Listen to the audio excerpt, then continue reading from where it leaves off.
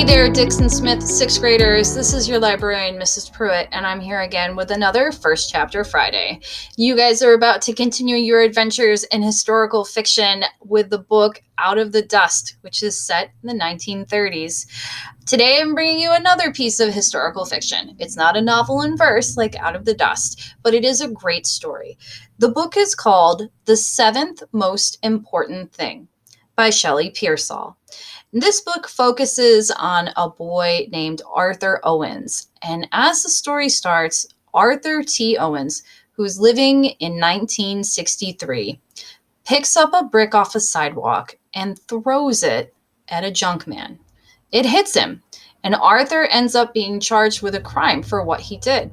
He spends a couple weeks in juvenile detention, and as our story picks up, he is meeting with the judge. We're going to start with Chapter 3. Pay really close attention to these characters because after the story is done, I'm going to ask you guys to find something in your house, anything, an object or drawing that you think relates or connects somehow to any of the characters that we're going to meet here in Chapter 3. There's a judge, there's Arthur himself, there's the man that Arthur threw the brick at. So pay special attention to these characters, and I can't wait to see what kind of connections you guys make. So here we go.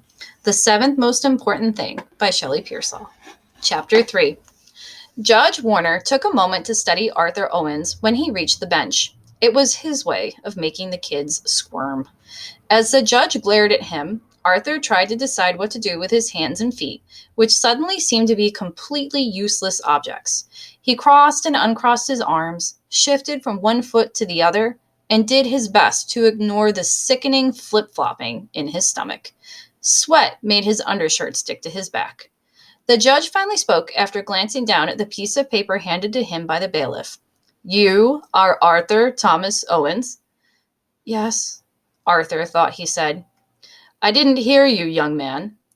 "Yes, Your Honor," Arthur replied, slightly louder. "Look at me when you are speaking." Arthur swallowed. He hated looking at people when he was speaking. It made him feel like they could x-ray every thought in his head.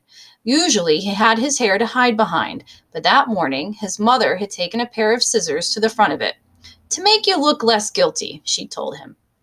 Arthur didn't think his hair had anything to do with his guilt, but there was nothing left now but a jagged fringe high above his forehead. He tugged at it with his fingers. "Okay," he mumbled, glancing up at the judge's thick, round glasses and oddly magnified eyes, then looking back down at his feet. There was a long pause, as if the judge was trying to decide if he was entitled to more respect than he was getting. The room was quiet, expectant. When the judge's gaze finally returned to the paper in his hands, Arthur held back a loud sigh of relief. "According to what I've read about your case, I understand you attacked a man named James Hampton in a vicious and unprovoked manner on November 8th. Is that correct, Mr. Owens?" Arthur blinked, momentarily confused by the name. James Hampton? Who was James Hampton? It took him a minute to figure out that the judge was talking about the old junk man. Arthur tried not to look surprised by the fact that the man had a real name. Everybody had a name, of course, but he had to admit he'd never thought about the junk man having one. He couldn't recall anybody in the neighborhood ever using it, especially not a name as formal sounding as James Hampton, which could have belonged to a school principal or somebody's grandfather. It definitely didn't make Arthur feel any better about what he'd done. It also didn't make him feel better to find out that the junk man, James Hampton, had come to court that day to watch what happened. He was seated in the crowd, only a few rows back from where Arthur stood. The judge pointed him out. A shocked breath caught in Arthur's throat. He didn't even look like the same person. The junk man's gray-white hair, usually disheveled, was now close-cut and carefully trimmed. He wasn't wearing his familiar raggedy clothes and foggy eyeglasses either. Instead, he had on a neatly pressed brown suit and striped orange tie. Somehow he appeared taller and less crazy. But you couldn't miss the heavy white cast covering one arm and the sling of fabric that formed a triangle, almost like the letter A for Arthur, across the old man's chest. Arthur swallowed hard, staring at the cast, staring at what he'd done. The A seemed to get more visible, more accusing. the longer he stared at it. Mr. Owens, I'll repeat my question. Are you the one who attacked Mr. Hampton? Yes, sir, Arthur whispered. Then I want you to look at this innocent man you injured and, quite frankly, could have killed, the judge continued. There was a murmur of outraged agreement in the courtroom. And I want you to tell me what was going through your mind that afternoon, said the judge, his voice rising. He was proud of his intimidating, kid-shaking baritone. I want to know exactly what could have compelled you to throw a brick at Mr. Hampton as he was minding his own business, walking down the street. Arthur was silent. He looked at his feet. The 2 long funeral pants made pools of black fabric over his polished shoes. He noticed how the orange carpet below them was nearly the same shade as a junk man's tie. He wondered if he'd be sentenced to jail for life if he refused to give a reason for what he'd done. Did you attack Mr. Hampton because he looked like a helpless old man? Pardon my choice of words, the judge added apologetically, glancing in the direction of the junk man. Did he seem like an easy target to you? No, sir, Arthur heard himself answer reluctantly. Were you attempting to rob him? Arthur shook his head. Robbing the junk man would have been an almost funny statement in any other place, but he didn't dare laugh, not even inside his own head. Was it his color that caused you to attack him? Color? Confused, Arthur turned to look at the junk man again, not sure what color the judge was referring to. Was he talking about the white cast? The orange tie?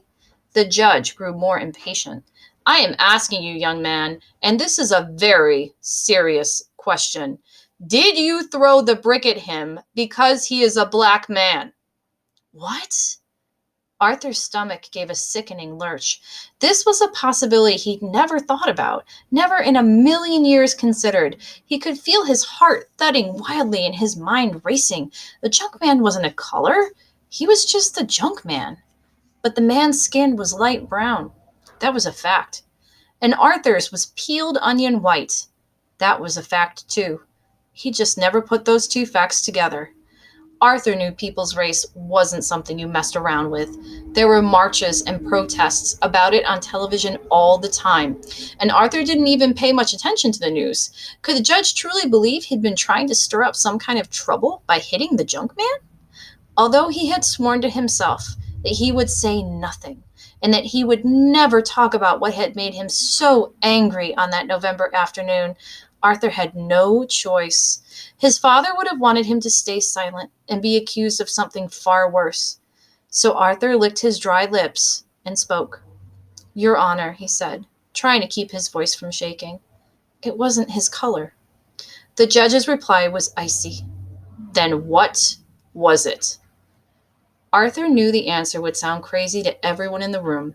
He knew no one would understand, and it would probably earn him a permanent bunk in juvie with nothing but olive green clothes, bad food, and lukewarm showers for the rest of his life.